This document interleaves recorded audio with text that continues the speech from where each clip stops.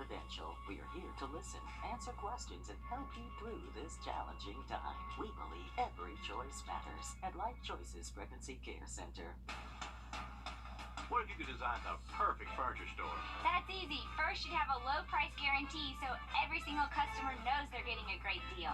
As great as the online prices? Even better.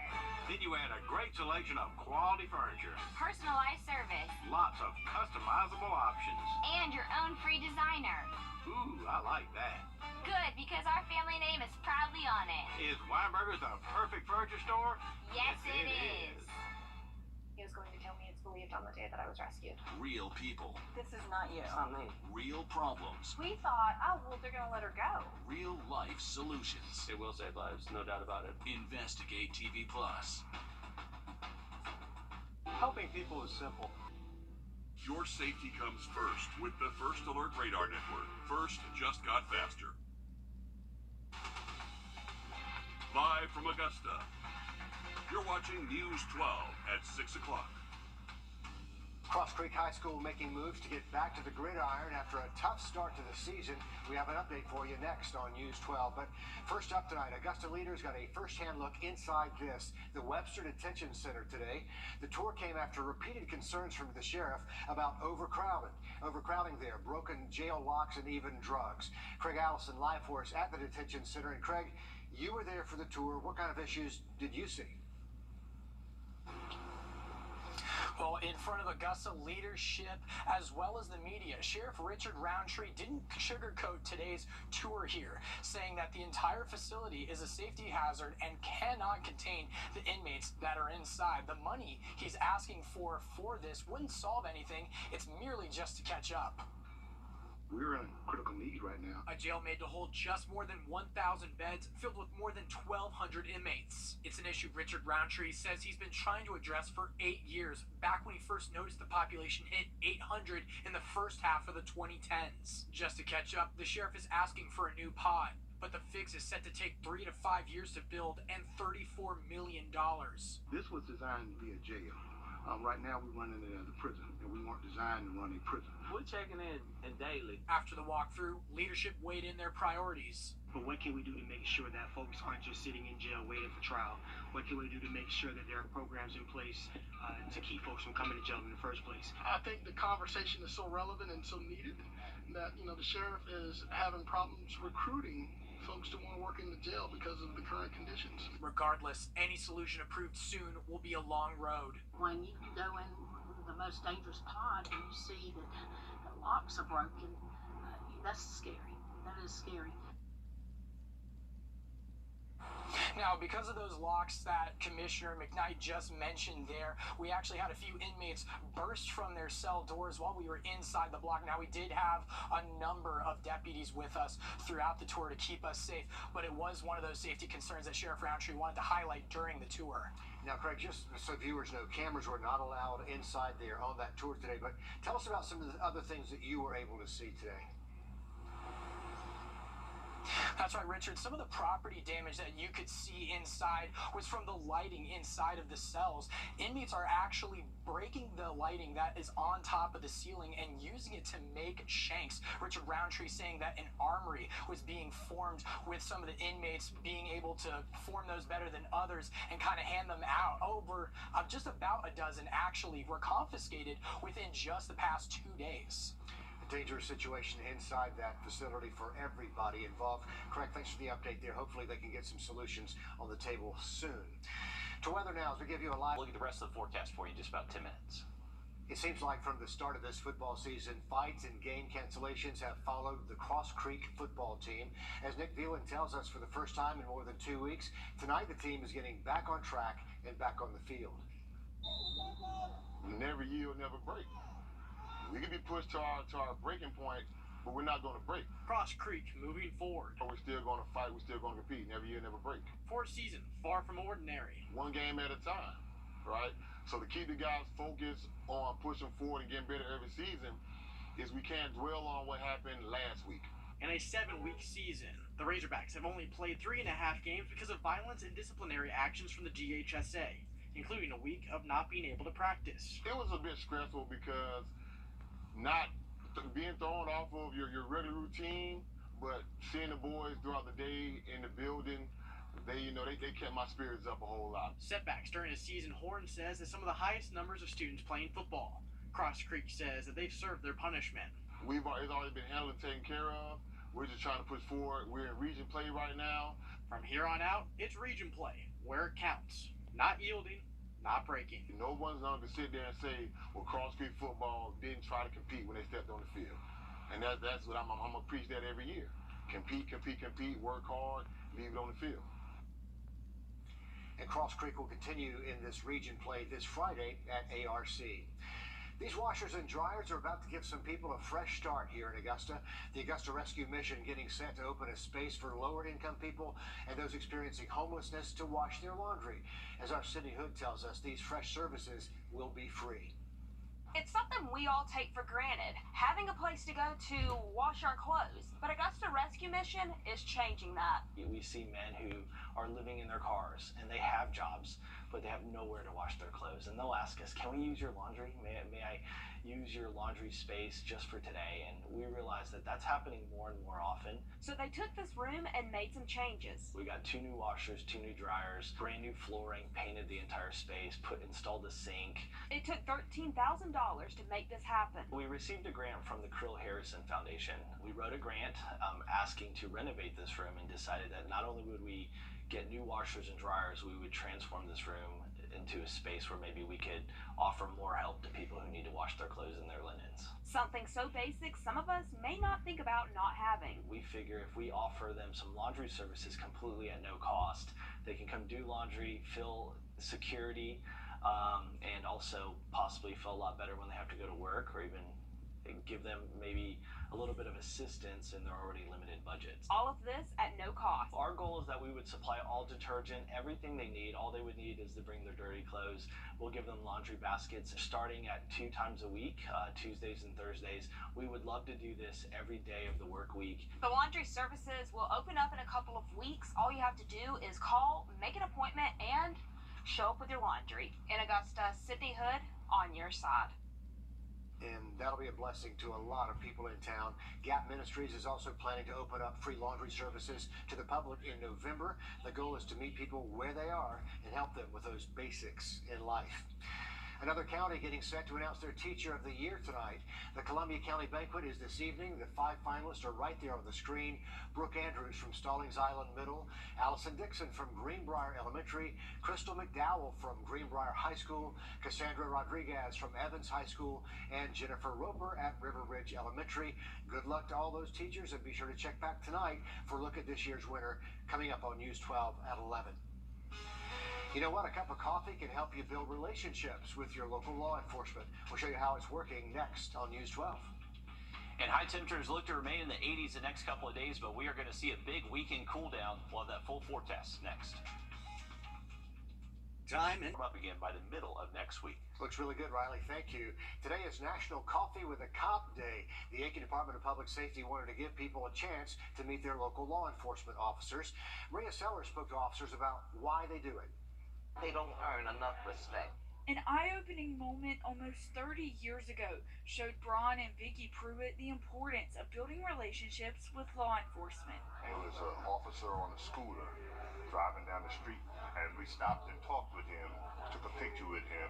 He said that was a first. He said no one in the community ever says anything to him. The officer who took a picture with their son inspired him to become one. One of the reasons why my son entered law enforcement is that you don't have enough African American law enforcement officers to patrol their own areas. Community members building relationships with officers helps them to patrol the city more effectively, and events like Coffee with a Cop are stepping stones to make that happen.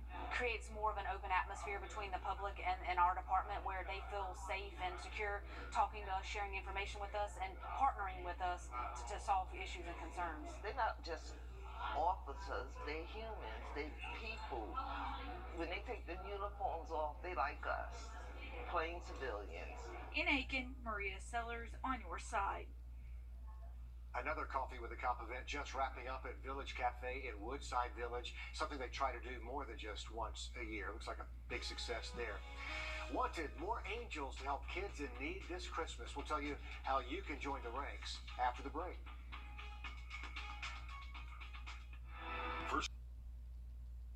The Salvation Army and Toys for Tots already starting those campaigns to spread Christmas cheer for those in need. The Angel Tree program helps families give those Christmas gifts to their kids, and Toys for Tots provides the toys. As Taylor Martin tells us, both are expecting greater need than ever before. It may just be October, but this month is just the start of all the hard work Toys for Tots and the Salvation Army do to make Christmas happen for so many families across our area. With applications already open, they say they're anticipating a higher need than ever. Every year, the Angel Tree program shows the joy of giving. When you hand them over their bag with their stuff in it, they start weeping. Last year, the Salvation Army served 300 more families through their Angel Tree program than the year before, and this year they're expecting even more. Gas prices, although coming down, are still high. That affects all of us, including those who are teetering on the line of being able to stay in their home or not. And so we anticipate the need is going to be great. It's the same over at Toys for Tots. After serving nearly 40,000 children last year, they're already going through stacks of applications only 3 days since their launch. The need has increased in that age group from 6 up to, let's say, 17. We're going to need the community to really, really help us this year. The toys they have now are all left over from last year, with box after box to still fill. If you help fill them, you could be the change in someone's holiday season. It's very gratifying to be able to bless somebody who cannot do anything back for you. If you'd like to help out, the Salvation Army says you should be able to start adopting angels just before Thanksgiving, and Toys for Tots says they're already distributing donation boxes across the area. And if you're in need yourself, we'll have information on how you can apply to either program on our website, WRDW.com. Reporting in Augusta, Taylor Martin, on your side. Already working behind the scenes. Applications just opened up this week, so you still have time to apply for toys if you are a family in need. On your sideline, sports brought to you by the Hawk Law Group. Region play is in full effect for high school football, and as the pressure continues to build, the players just keep on balling out. It's time for the Under the Lights top 5 plays of the week. Coming in at number 5, now we've got Harlem and Cross Creek. Malik Tyler takes his handoff and goes a long way for the touchdown up the sideline here, but the real star of this play is offensive lineman Taylor Hart, who springs his teammate loose with a massive big man block on the outside. Coach Boyder's got to be happy about that as Harlem comes out on top in this one, 43-6. Number 4, Thompson and Josie at the Brickyard. The Bulldogs' first offensive play, they call a reverse to Kasai Jones, who is going, gone all the way up the sideline for another touchdown. That was multiple on the day for him. Thompson wins their 5th in a row, 56-7. Number 3, Augusta Christian and Hammond. The Skyhawks are looking deep here, but Dallas Carter has this receiver covered like a blanket. Comes up with a nice INT for the Lions. However, the Skyhawks did, in fact, lose in this game, 42-10 in favor of Hammond. Now, at number 2, the game between Evans and Lakeside came down to the wire, and after a slow start, Rashawn King gets the Knights back in it by leaving the Panthers defense in the dust on this 97-yard touchdown right before the half. King wasn't the only one making big plays for Evans in this game, because coming in for our Under the Lights play of the week comes to us from the same game. Evans receiver Dontavius Williams, who does an incredible job with this contested catch by tipping the ball away from the defender back to himself for a massive gain for the Knights. For the second year in a row, this game was decided by a single point, with Evans getting the win, 16-15. Good stuff out there, Dan. Thanks so much. Happening this weekend, the 34th Oliver Hardy Festival in Harlem. There's a parade, there's live music, there's crafts, there's food vendors. The big event brings in thousands of people downtown every year to watch and reminisce about the man who made slapstick comedy a legendary act worldwide. The Look-alike contest, a costume contest, makes a return this year, and there's one new attraction to expect. So some of the vendors that'll be lining the streets, they're going to be participating in a decoration contest. The festival comes up Saturday. If you're heading out that way, you can expect some traffic impacts, and we'll have more information about those routes on our website, wrdw.com, but a good time there in Harlem. When you think of sports, do you think of cancer research? Maybe not, but the Georgia Cancer Center and Augusta University say there are more similarities than you might think. Today, the two announced a partnership called Here to Win to promote cancer research through AU athletics. When you watch the women's volleyball team give their all on the court, scientists are also giving their all in the lab, trying to find a cure for cancer. The basic spirit behind both of these is so similar. We're on both sides of this table. The athletes and the cancer center are gonna fight, and that's simply an incredible union of two different fields with very similar motivations.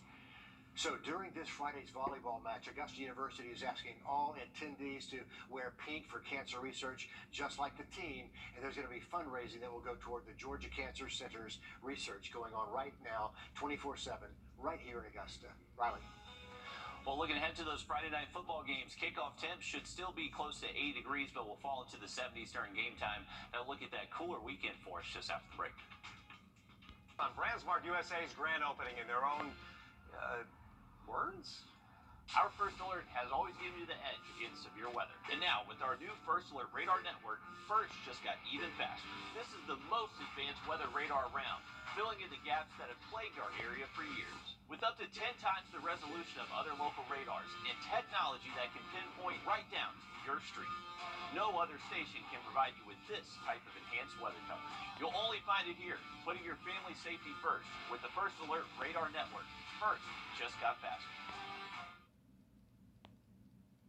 Coming up on the CBS Evening News, the largest healthcare strike ever, with more than 75,000 workers, including nurses, pharmacists, and technicians, walking off the job today. What it means for patient care around the country, that's tonight on the CBS Evening News.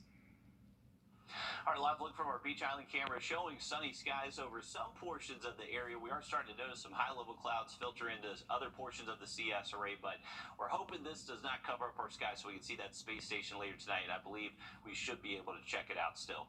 Low 80s right now here in Augusta. Dew points in the 50s, so that's as low as our low temperatures tonight should be able to fall, and that's what we are going with. Most likely mid to upper 50s as we head towards daybreak tomorrow. So you can see a few clouds around, but generally clear skies as we head into tonight. We'll hang on to that east-northeast wind between 5 to 10 Thursday. Relatively cool start. 50s will warm up quickly, though, under generally sunny conditions. And those high temps should be in the low to mid-80s again tomorrow afternoon. Notice a few more clouds do start to show up Friday. I would imagine we're actually pretty cloudy for the first part of our Friday morning, with temps staying in the 60s for morning lows. We'll see those clouds break up late into the day. Good for those high school football games Friday, and luckily not much rain in our forecast as this cold front does start to push on through. We are going to notice a little bit cooler outlook Saturday that will stick around through early next week. Riley, thanks a lot. Our next live update comes at 7 o'clock on NBC 26. Hope to see you there. If not, we'll see you right back here tonight for News 12 at 11 o'clock. Have a great evening.